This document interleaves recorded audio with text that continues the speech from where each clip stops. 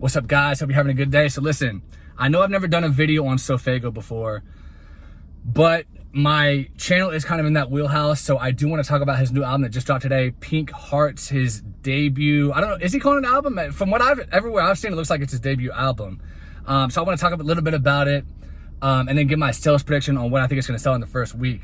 Now, I know a lot of his hardcore fans are automatically thinking like it's going to do amazing. I don't think it's going to do that great, and I'm going to get into all that, but I was looking at the track list. I think I had like 18 songs, which is a good number. I had some big features. Vert's on there. Don Toliver's on there. And there was like one or two other big features. I can't think of who they were off the top of my head. So it's got some decent features. A lot of people are going to come in to stream it. And then also I saw that he had a performance on Jimmy Kimmel a couple of days ago where they talk about that. And this is what they always do.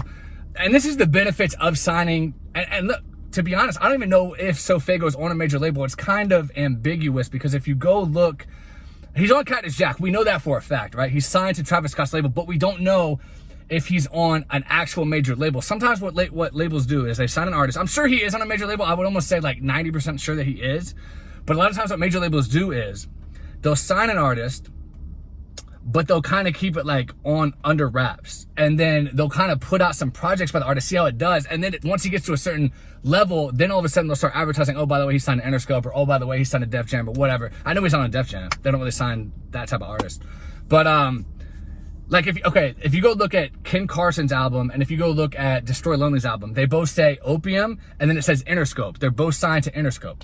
Whereas if you go look right now on iTunes or Apple Music or whatever, under SoFaygo's album, Pink Heartz, it only says Cactus Jack Records. It doesn't say anything about Interscope. It doesn't say any major label. So that tells me that they're using that strategy to kind of see how he does in the sales department of this album.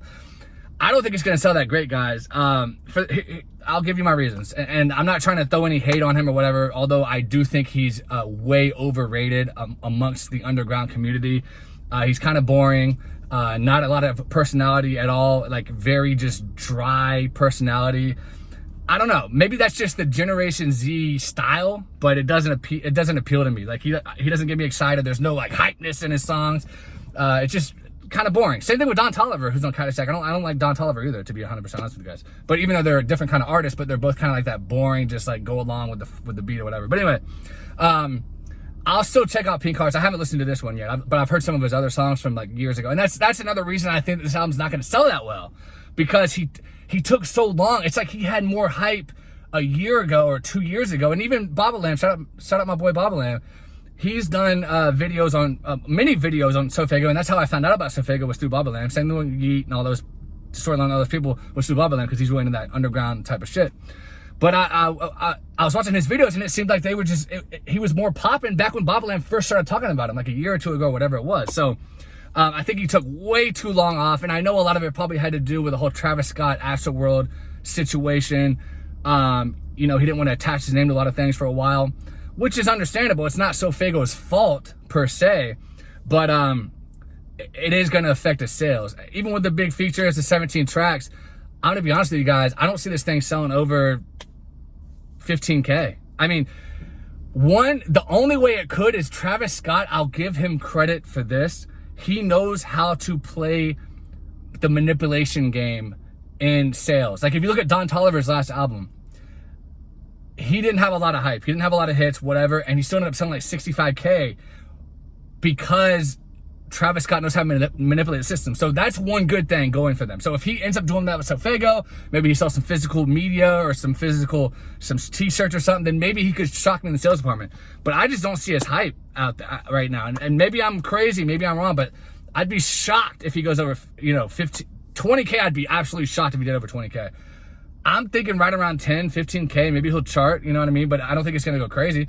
Because, I mean, Ken Carson arguably has more hype than him, and he didn't even sell 5K, right? And same thing with Destroy Lonely. He sold maybe 10K, and he's kind of got more hype than SoFaygo right now. So if SoFaygo does more than that, then you just got to say that Travis Scott manipulated the charts, right? That's my thinking. So anyway, that's what I'm thinking. Maybe 10 to 15K.